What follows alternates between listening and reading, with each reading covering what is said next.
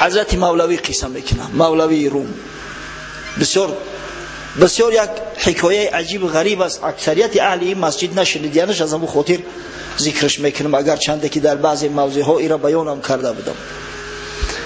حضرت میگوید آن یک مرغ گرفت از مکر دام، مرغ او را گفت ای خواجه همام. یک شخص تور میمونه، در تورش یک پرنده میافته، همون پرنده ها که بیچاره را اسیر میکنه که نیت خوردنش داشته است. حضرت خدای تعالی مرغ به زبان میآید، از مرغای سخنگو بوده است. این تمثیل است برای ما و شما، تمثیل. مرغ گفت ای خواجه، تو بسا گاوان میشان خورده ای، تو بسا اشتر به قربان کرده ای، تو نگشتی سیر زانها در زمان، هم نگردی سیر از اجزای من. ای مردکی خوب گفت، یا فکر که در طول حیاتت ایقا گاوی تو خورده ای، ایقا گوسپند بزی تو خورده ای، شترها خورده ای. حاضر اگر بپرسیمت میگه که شکمم بوی طعام نبرده است، هیچ خوک نخوردم.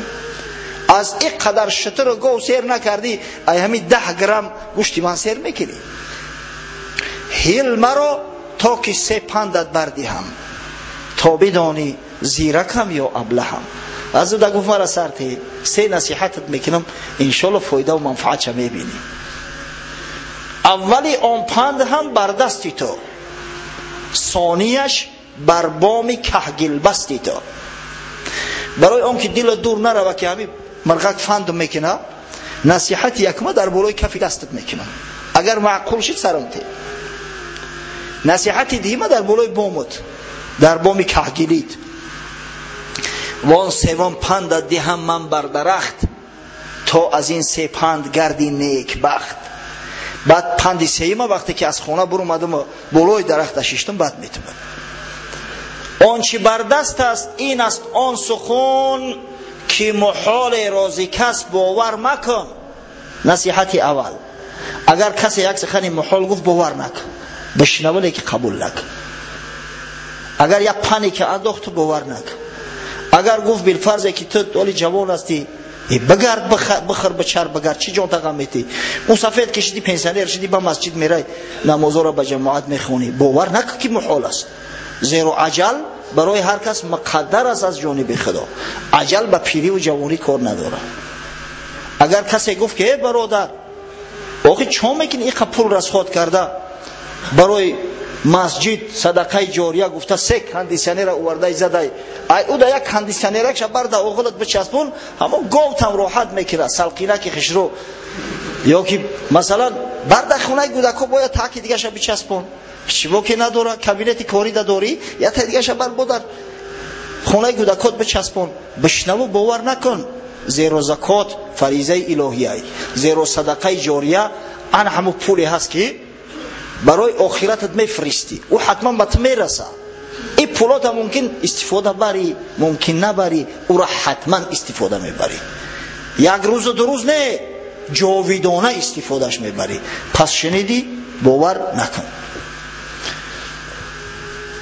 بسیار نصیحتی خوبش گفت. آخی سرش داد بر کفش چون گفت اول پندی زفت، گشت آزاد و بران دیوار رفت. پری سری دیوار برمد. گفت دیگر برگذشته غم مخور، چون زی تو بگذشت زان حسرت نبر. نصیحتی دیم گفت اگه برگذشته صلوات فکر گذشته را دیگه نکن. نگو که سبحان الله یک وقت زمین $200 میفروختن، هر یک سوتیخش اگر میخریدم موزی در $20,000 میفروختمش، بر رفته که دیگه. نگو که سبحان الله اگر فلان کارا میکردم امروز اینقدر فایده و منفعت میگرفتم. همون چیز در روزی تو نبود، از چی غم میخوری؟ از غم خوردن تو فایده و منفعت نیست. نگو که همسایم 5 سال پیش بچه‌م زده بود در معرکش نمیرم. خدا جان تماس کنه، او زد بر جان خودش جور کرد، تو ببخشش ثواب تا بگی. بگذشته صلوات دیگه فکر نکن این طرف شه. بعد از آن گفتش که در جسمم کتیم، 10 درم سنگ است 1 در یتیم.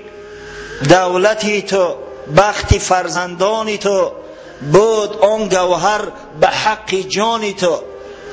بعد گفت مردک ساده ای اگه پرید از بالای درخت برمده است، اگر تو مرا میکشتی شکم چوک میکردی در درون معدم یک جغلدان بگیم که معده چی دوره بچوره گندش، در درون جغلدان یک دری یک بریلیانتی 30 گرمه بود، میگرفتی کیف کرده میخوردی میگشتی با فرزندات هم میراث میموند راحت میکردی.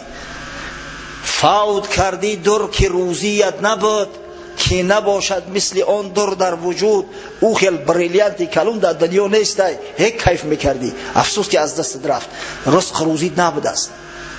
آنچنان که وقتی زادن حامله ناله سازد خواجه شد در غلغله.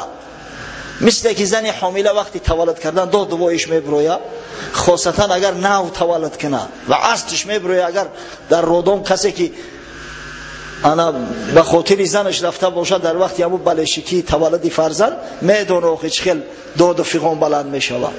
این بیچاره خواجه وقتی فهمید که 30 گرم بریلیان بده است دیگه داد و وایش برود، های دریغ از دست دادم، گفته داد و وای برداشت. مرغ گفتش نه نصیحت کردمت که مبادا برگذشته دیغمت. گفت خانه در بلندی که اوه هازی من نصیحتت نکردم چند سکون پیشتر که چیزی که گرفت دیگه غم نخو، چون زی تو بگذشت چون غم میخوری، یا نکردی فهم پندم یا کری. وان دیگر پندت بگفتم که زلال، هیچ تو باور مکن قول محال. 1 دقیقه پیشتر نصیحتت کردم که مردک خوب اگر چیزی محالت گفتن قبول نکن، من نیم خود 3 درم سنگ ای اسد، 10 درم سنگ اندرونم چون بود. آخه خدا جانی ترا مست کنه که من خودم 10 گرم وزن دارم، آخه او 30 گرم بریلیان در شکمی ما چخیل میکنجا، تو هیچ عقل فراسه داری؟ خواجه باز آمد بخیش گفتا که هین بازگو آن پند خوبی آخرین. به عقل این در سرش زد که حقیقتا احمق بود است. مایلش گوام نصیحتی سیم تم وعده کردم دیا کمورم بته، ایدتش بسیار خوب بسیار خوش. گفت آره خوش عمل کردی بدان تا بگویم پندی سالیس رایگان.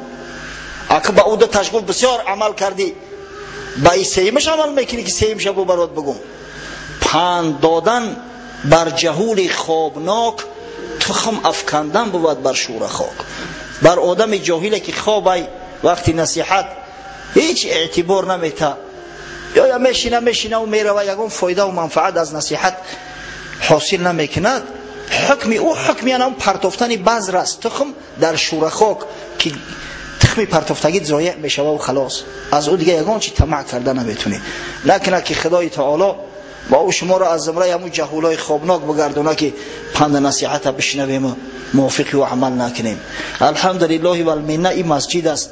من میدونم خاصتا جوانایی که نزدیک میشینن در خانقاه هستن بر وقت میآین جا اشغال میکنن، اینو از اون جهولای خوابناک نیستن. با شما نگاه کنه که صحبت کردن چقدر سبکه. 1 ساعت در نماز جمعه صحبت میکنی یگان ذره احساسی ماندگی نمیکنی، مونده نمیشه. برای چی؟ برای که گوش میکنن. معرکه خدا نگه داره، در معرکه آدمای ارلش بسیار اناخی میآین، بعضیش بعد مجبور میشوی سخنای قبیح بگوی تا اینکه او آرام شود. از همین خاطر انشالله این فضای مسجد دیگر است، تأثیر زیاد دارد. از همین خاطر موضوعهای مهم از براتون میگیم تا اینکه در یاد تو داشته باشید، موافق آن عمل کنید.